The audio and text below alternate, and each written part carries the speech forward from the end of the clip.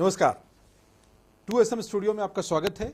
और आज हम आपको मिलवाने जा रहे हैं कहानियों की दुनिया के एक ऐसे किरदार से जो कहानियों के जरिए जीवन में कितना बड़ा परिवर्तन आ सकता है, या इन कहानियों के जरिए बड़े बड़े महापुरुषों ने बड़े बड़े कीर्तिमान स्थापित किए। आखिर ये पूरा मनोविज्ञान क्या है और कैसे ये मनोविज्ञान कार्य करता है, और सामाजिकता में एक अच्छे श्रेष्ठ नागरिक के निर्माण में इसकी भूमिका क्या है, ये समझने के लिए और इसको समझाने के लिए जो शख्सियत हमारे पास सामने है वो है रामजी भाई। आप न केवल जीवन का आपके पास बहुत वृहद अनुभव है, बल्कि सामाजिक क्षेत्र में आप हर विषय पर बहुत गूढ़ अध्ययन करने के साथ समाज को प्रेरित कर रहे हैं काम के लिए, और उसमें अपने अनुभव को उसमें जोड़ते हैं। और साथ में राष्ट्रीय स्वयंसेवक संघ जो संगठन है, दुनिया का सबसे बड़ा संगठन, उस संगठन में आप कार्य कर रहे हैं उत्तर प्रदेश के अंतर्गत, और आपका जो पूरा अनुभव है वो हर विषय के बहुत गूढ़ अनुभव है। आपका बहुत बहुत स्वागत। और ये जो विषय है कहानियों की दुनिया, ये बहुत महत्वपूर्ण विषय है। आपको क्या लगता है कि एक कहानी किसी एक व्यक्ति के व्यक्तित्व के निर्माण में कितनी बड़ी भूमिका अदा करती है? भाई, पहले मनुष्य को जो एक प्रेरणा का केंद्र होता है उसको दो तीन चीजों से मिलती है। या तो कहीं दृश्य रूप में वो देखता है कि ऐसा हो रहा है और हमको अपने जीवन में उतारना चाहिए, या वो कहीं सुनता है। ये दृश्य के रूप में देखने का प्रसंग कहीं क्रिएट हो या वो कहीं जाए तो उसे दिखाई पड़ता है।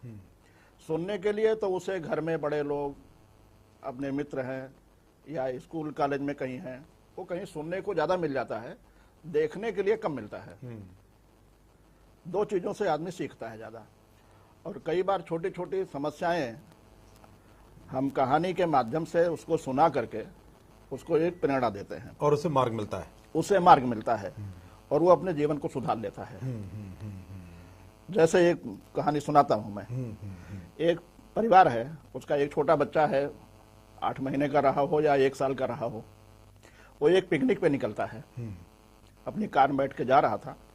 जाके एक 5 स्टार होटल के सामने वो रुकता है, क्योंकि उसके बच्चे को भूख लग गई और बच्चा रोने लगा। अब उसे दूध चाहिए, किसी कारण बस गाड़ी में दूध लेके वो नहीं जा पाए, चाहे वो छूट गया या याद नहीं रहा या समाप्त हो गया। वो होटल के मैनेजर के पास जाती है महिला और बोलती है, भैया 1 कप दूध मिलेगा? तो वो होटल का मैनेजर बोलता है, हाँ मिलेगा बेटी, 200 रुपये लगेंगे। अब वो दूध तो लाके दे दिया। अब वो लेकर के चल दिया, रास्ते में दूध पिलाया उसको, बच्चा चुप हो गया। थोड़ी दूर और जाने के बाद वो दूध खत्म हो गया। अब उसे पिकनिक अपना मना करके वापस लौटना था, उस बच्चे को फिर रोने लगा वो बच्चा। फिर एक गांव का प्रसंग आया। गांव के सामने रोड पर वो कच्चे रास्ते से गुजर रही थी, तो वहां एक झोपड़ी में चाय की दुकान थी, जहां एक बूढ़ा आदमी 70 साल का चाय बना के बेच रहा था। उसको लगा कि यहां भी दूध मिल सकता है। अब वो दूध मांगने के लिए वो बूढ़े बाबा के पास कार से उतरी कि बाबा दूध मिल जाएगा, हमारा बच्चा रो रहा है। तो हाँ मिल जाएगा बेटी। दूध दे दिया। उसने कहा कितना पैसे? अरे कहीं इस बच्चे को दूध पिलाने के लिए पैसा हम क्या लें, तुमको लेना हो तो और भी लेते जाओ रास्ते के लिए। पैसा तो नहीं लिया। अब वो महिला अपने परिवार के साथ कार में आके बैठ गई। महिला बहुत देर तक ये सोचती रही, वो 5 स्टार होटल का मालिक बड़ा है कि ये बुढ़ा बड़ा है, मेरे समझ में ये नहीं आ रहा है। उसने 200 रुपया लिया और इसने कुछ नहीं लिया। अब ये उस महिला के दिमाग में वो बात चल रही थी। इसलिए हमने जो कहानी या कहानियों का जो माध्यम है वो बड़ी बड़ी बातों को छोटे प्रसंगों से समझाना, तो ये उसके कोई प्रेरणा, कोई समझदारी मिलता है उसको। और ये एक बहुत महत्वपूर्ण है, इसमें पूरा मनोविज्ञान है कि एक व्यक्ति के समक्ष एक संपूर्ण चित्र, यानी एक चित्रित कहानी का वर्णन जब आता है तो वो चरित्र अनुभव किए जा सकते हैं, क्योंकि हम आप जीवन में वो देखते हैं। तो संभवतः ये एक मनोविज्ञान पर असर करता होगा तरीका कि एक व्यक्ति अपने आप को किसी व्यक्ति से जोड़ता है और उसके घटनाक्रम से अपने आप को संबद्ध करता है। इसीलिए संभवतः कहा गया है कि अगर हम दुख होता है, मन में दुख का भाव आता है, तो हमें ये देखना चाहिए कि दूसरे जो आपके आस पड़ोस में लोग रह रहे हैं उनके जीवन में क्या दुख है। अगर उनका दुख बड़ा होगा तो अपना दुख छोटा लगने लगता है। ये किसी बच्चे के लिए, जैसे हम बचपन में पढ़ते रहे हैं विद्यालयों में, हमें नैतिक शिक्षा के तौर पर ऐसे महापुरुषों की जीवनियां पढ़ने को मिलती थी, अब घटी हैं। क्या ये आपको लगता है कि बड़ा विषय है जिसकी वजह से जो एक नैतिकता का भाव, एक श्रेष्ठ नागरिक होने के निर्माण की जो प्रक्रिया है उसमें अंतर आया है इस वजह से? नहीं आता है उससे अंतर। अब आजकल जो सारे आधुनिक तंत्र हो गया है, इसमें कहानियां सुना करके उनको कहीं बदल करना ये धीरे धीरे कम होता जा रहा है। फिर भी कहानी लिखने वाले लिखते हैं, अभी उसकी प्रासंगिकता है, लोग पढ़ते भी हैं। और पढ़ते हैं ये इससे पता चलता है कि जो प्रकाशन किताबें छापती हैं कहानी की, वो बिक्री हो रही है, इसका मतलब कोई ना कोई खरीद रहा है, कहीं ना कहीं उसका उपयोग हो रहा है। कहानी की 2-3 किताबें हुए 3 बार प्रकाशन छाप चुका, इसका मतलब उसकी बिक्री हो रही है। कौन ले जा रहा है? कोई ना कोई तो ले जा रहा है, उसको पढ़ रहा है। और कई बार स्टॉलों पर जब कुछ दिखता है तो चलने फिरने वाले खरीद लेते हैं, चलो बच्चों को दे देंगे, पढ़ेंगे। अब वो कहानी ऐसी भी हो कि कहानी भी हो और उसका फोटोग्राफ भी हो, तो थोड़ा छोटे बच्चों को समझ में आने में सुविधा रहती है, चित्रवत हो कि ये है उसमें। अब जो पिकनिक के लिए परिवार जा रहा था, उसमें 3 स्टार होटल का भी चित्र दिखता है, तो लगता है कि हाँ ये होटल का मालिक है, बड़ा है। चाय के वो डिब्बा वाला, गुमटी वाला भी दिखता है, उसकी झोपड़ी भी दिखता है। अब वो सुनने वाला और सुनाने वाला, बताने वाला, वो खोजता है कि कौन सा बड़ा है, कौन छोटा है। तो लगता है कि ये जो गरीब आदमी सामान्य झोपड़ी में बैठा है, इसका मन बहुत बड़ा है, दूध का पैसा नहीं लेना है, उसका मन बहुत छोटा है। तो बड़े सोच की छोटी कहानी, ये सोच तो बहुत बड़ा है। अगर सुनेगा तो कोई सोचेगा भाई बड़ा तो वो बूढ़ा आदमी है, कहानी सुनने पर। वो 5 स्टार वाला तो कितना भी पैसा हो, लेकिन उसको मानवता का, दूसरे के प्रति प्रेम स्नेह का, वो बुढ़े के समझ में ज्यादा आया, होटल वाले के समझ में नहीं आया। और ये सीधे उस बच्चों को प्रेरित कर सकती है, प्रेरित जिनको सुनाई जाए, या उस व्यक्ति को। कल अगर ऐसा प्रसंग आया तो हमारा रोल क्या होगा, तो हम चुन सकते हैं, ये सोचने के लिए मजबूर होगा वो बच्चा। एक स्कूल में देखा मैंने, दिल्ली के छोटे से स्कूल में बच्चा लौट के आया कि आज हमारे इंग्लिश में एक स्टोरी बताई गई कि जो बूढ़ों की सेवा करता है उससे भगवान प्रसन्न होते हैं। ये इंग्लिश की स्टोरी छोटे से 4 लाइन की स्कूल में सुनाया गया। अब आकर वो अपने माँ से पूछता है कि माँ ऐसा होता है क्या कि जो बुजुर्ग हैं उनकी सेवा करने से भगवान प्रसन्न होते हैं? हाँ होते हैं। अब ये बात उसको पिंच कर गई, हमें बुजुर्गों की सेवा करनी चाहिए। शायद स्कूल में नहीं सुनाया जाता तो ये प्रसंग उसके ध्यान में नहीं आता। अभी फिर उसको कहीं क्रिएट करता, टीवी पर देखना है या कहाँ देखना है, वो लंबा एक प्रोसीजर हो गया। लेकिन स्कूल में टीचर जब सुनाता है, घर में जब कोई बूढ़ा माता पिता सुनाता है, तो वो टीवी से ज्यादा प्रभावित होता है, उससे ज्यादा प्रभाव डालता है वो। और एक विश्वसनीयता की बात भी है कि जिस व्यक्ति या परिवार के जिस सदस्य से एक भाव जुड़ा हुआ है, जब वो बताता है तो उसका प्रभाव का स्तर अलग होगा। एक और महत्वपूर्ण बात है कि कहानी का प्रेरणा का एक केंद्र तो है ही, उसके अलावा भाषा का, संवाद का और सम्मान किस स्तर का किसके प्रति रखना है, ये भी एक हमारे आचरण में भी बदलाव लाता है। लाता है वो।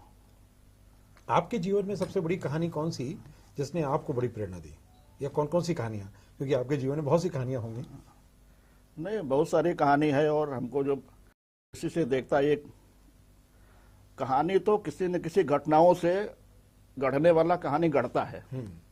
रियल में कहानी है वो क्या है पता नहीं, जब तक लिखा नहीं गया तब तक वो कहानी नहीं है। आदमी जा रहा है गाड़ी में, एक संघ के बहुत बड़े अधिकारी थे पहले, सरकार थे शेषाद्री जी, उनके साथ एक व्यक्ति जो उनके सहयोगी थे कार में प्रवास कर रहे थे। बड़े बड़े चौराहों के पास जहां वो लाल बत्ती दिख जाती है वहां गाड़ी रुकी। उस गाड़ियों के पास एक भिखारी आता है, कुछ न मांगता है, शीशा खुट करता है। अब उनके गाड़ी में सेब रखा था, आगे ड्राइवर था, पीछे वो सरकारवाही बैठे थे और बाजू में उनके सहयोगी बैठे थे। जो सहयोगी बैठे थे उनको ये लगा कि ये सेब में जो थोड़ा सेब खराब हो गया है उसको निकाल के हम उसको दे दें, क्योंकि ये लंबा समय तक नहीं चलेगा। वो देने लगे। अब वो जो बड़े अधिकारी थे उन्होंने हाथ पकड़ लिया, देना है तो अच्छा वाला दो, देना है तो अच्छा वाला दो। उन्होंने अच्छा वाला दिया, खराब वाला क्यों देना? भले वो सामने वाला भिखारी है तो हम खराब वाला क्यों दें, उसको अच्छा मिलना चाहिए। अब किस समय कौन सी बात किसको सिखाना, ये सिखाने वाले पर निर्भर करता है। और ये छोटे छोटे उपक्रम जो है वो माध्यम बन जाते हैं। अब हमने बच्चे को या किसी छोटे बच्चे को सिखाना है तो घर में कैसी घटनाएं होती हैं, स्कूल में कैसा घटता है, उसको कौन सी स्टोरी सुना करके उसके माइंड को किस तरफ ले जाना है, ये सुनाने वाले को समझ में आना चाहिए। सुनने वाले को प्रभावित तो करता है, लेकिन क्या सुनाना, इसके माध्यम से व्यक्तित्व का निर्माण किया जा सकता है। उसका निर्माण कर सकते हैं। वैसे कोई बात बताने से समझ में नहीं आता है। बुजुर्गों की सेवा करना है तो समझ नहीं आएगा, लेकिन भगवान इससे खुश होते हैं। अब फिर आगे उसका प्रश्न भगवान क्या होता है, वो जिज्ञासा वो अलग विषय हो गया। जिज्ञासा का स्तर बढ़ता चला जाएगा। भगवान क्या करता है वो दूसरा प्रसंग हो गया। लेकिन अभी भगवान खुश होता है तो उसको समझ में आता है। हमने ये देखा है कि विद्यालयों में जैसे शिक्षक जो बताते हैं तो बच्चे उसको प्रयोग में लाते हैं। इसीलिए जब संस्कार की प्रक्रिया है तो एक संस्कार हो गया, हमारे यहाँ 16 संस्कार का क्रम है वो हो गया, और एक हो गया नियमित दिनचर्या में चीजों को डाल करके संस्कारित करना। तो बाल मन पर इसका बड़ा असर होता है। हमने देखा है कि विद्यालय में जब शिक्षक या शिक्षिका बच्चों से चर्चा करते हैं कि आपको माँ बाप के प्रणाम करना चाहिए, तो बच्चे आकर उसी समय विद्यालय से आने के तत्काल बाद सबसे पहले प्रणाम करते हैं। सामान्य स्तर पर जो बच्चा नहीं करता वो उस स्तर पर करता है। अगर ये है कि आप जब भोजन करें, अपने दादा दादी को भोजन कराना है, तो वो उस समय प्रयोग करता है। यानी कि शिक्षक और घर परिवार के जो सदस्य हैं उनके बीच में कहानी एक बड़ा सेतु बन सकती है, और उसके माध्यम से बच्चों का परिष्कार एक नियमित क्रम बन सकता है। और बच्चों में आता है, सुधार आता है तो, और टीचर जब सुनाता है तो ज्यादा असर करता है स्कूल में।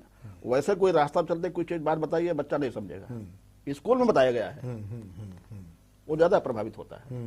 माँ ने बताया है वो ज्यादा प्रभावित होता है। पिता ने सुनाया है।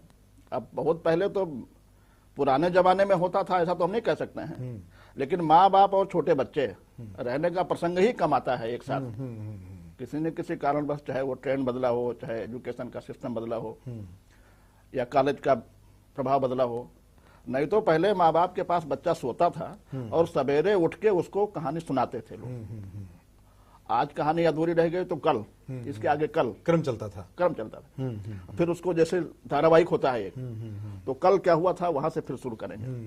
तो उसको एक आकर्षण बना रहता था कि आपने कल, बाबा जी कल यहाँ से सुनाया था, यहाँ से शुरू करिए। जहां से चिड़िया उड़ गई थी उसके बाद शुरू करिए। अब वो सुनाते थे और वो कहानी गढ़ते थे।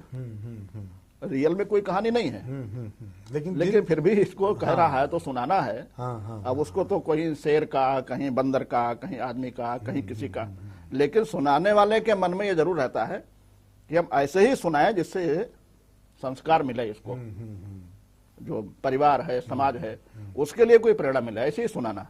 बच्चों में बहादुरी का भाव भी, या किसी से में आप डरे नहीं, किस परिस्थिति में किस प्रकार से निर्णय करें, वो एक चरित्र का निर्णय कराकर कहानियों के माध्यम से वो अलग अलग प्रसंगों पर अलग अलग सुनाते थे। हमको हमारे बच्चे में सब चीज निर्माण करना है, ये उनका इरादा होता था। इसलिए रोज रोज अपना बदलते थे वो। जिस दिन नहीं बदले तो उसके मन में जिज्ञासा रहती थी। सामान्यतः आजकल हो गया है कि ये सब टीवी देखना और लैपटॉप खोल के बैठ जाना, इसमें ज्यादा दिमाग चलता है। एक तरफा है ये सारे उपक्रम, एक तरफा है। और केवल बच्चे का ही नहीं, जो उनका गार्जियन है, माँ बाप है, उनके पास भी टाइम कम हो गया है सुनाने के लिए। उनके पास भी टाइम कम है। सवेरे उठ के ऑफिस जाना है तो भागते हैं वो, लेट नाइट सोते हैं, तो सवेरे 5 बजे 4 बजे ये कहानियों का प्रसंग होता था पहले भी। 8 बजे नहीं होता था सवेरे। आपने बहुत महत्वपूर्ण बात कही है। इसमें एक बहुत बड़ा तत्व जो है, आजकल जो बच्चों में और माता पिता के बीच में एक दूरी बढ़ती जा रही है, और ये उपक्रम जो है कहानियों का, ये उन दोनों के बीच में एक सेतु का भी काम करती है। उनके बीच में एक संवेदना का, उनके बीच में एक प्रेम का, अनुराग का, ये भी स्तर बढ़ता है। तो ये एक जो बड़ा संकट आजकल बच्चों के अंदर डिप्रेशन का एक समस्या आ गई है, तो संभवतः कहीं ना कहीं उनके माँ बाप के साथ वो तालमेल, या उनके दादा दादी के साथ उनका तालमेल, नाना नानी के साथ तालमेल उतना अच्छा नहीं रहा, जिससे बच्चों के मन में जो जिज्ञासाएं हैं वो रख सकें। शायद यही कारण होगा। अब ये समयाभाव भी है लोगों का, अपने काम धाम, पैसा कमाना, बिजनेस, व्यापार, नौकरी, इस कारण आदमी भागम भाग में है। और कई बार अगर बच्चा समझदार हो गया तो वो अपने माँ बाप से समय निकलवा लेता है अपने लिए। ऐसा प्रश्न करता है कि वो निरुत्तर हो जाते हैं, तो उनको फिर तैयारी करनी पड़ती है। कुछ पूछता है वो। लेकिन अब माँ बाप से अधिक समझदार वो बच्चा हो जाए, ये स्कूल सिखाता है उनको या कहीं और सुन लिया। बच्चे की जिज्ञासा कई बार माँ बाप से अधिक समझदार बच्चे को बना देता है। उनसे समय देना नहीं चाहता कोई। हफ्ते में समय देंगे एक दिन, वो भी समय नहीं मिलता है। अब एक घर में देखा मैं कि एक छोटा बच्चा अपनी गुल्लक में पैसा डाल के रखता था। एक दिन अपने फादर से पूछता है वो कि पिताजी आपको तनख्वाह कितना मिलता है? तो उन्होंने कहा इतना मिलता है, लेकिन तुमसे क्या मतलब इसका? तुमको जरूरत हो बताओ। तो कहे नहीं, हम खाली पूछ रहे हैं। अब वो हिसाब लगाया कि 30 दिन में इतना मिलता है तो एक दिन में इतना मिलता होगा। तो अपने गुल्लक में जब उतना पैसा इकट्ठा कर लिया तब वो अपने पिता से कहता है कि पिता आज का तनख्वाह हमारे तरफ से आप ले लीजिए, लेकिन फुल टाइम हमारे साथ रहिए आप। ये संवेदना कैसे? अब ये कहां से उसको प्रेरणा मिली, कैसे उसने किया, दिमाग कहां से आया? स्कूल में किसी ने बताया कि ये माँ बाप तो नहीं बताए होंगे पक्का उस गुल्लक के पैसे को वहां वो। अब माँ बाप को ये लग गया कि भाई कुल मिला के हमको समय देना चाहिए, ये बहुत आवश्यक है। ये हमारी तनख्वाह देने को तैयार है। अब ये लगता है कि माँ बाप से अधिक समझदार हो गया वो। बिल्कुल। आप जितने भी माँ बाप इस परिचर्चा को सुन रहे होंगे, निश्चित रूप से वो इस पर विचार कर रहे होंगे और जीवन का बड़ा अंग है, क्योंकि हमारी संवेदनाओं का जो आवश्यकता है हमारे जीवन में वो अधिक है।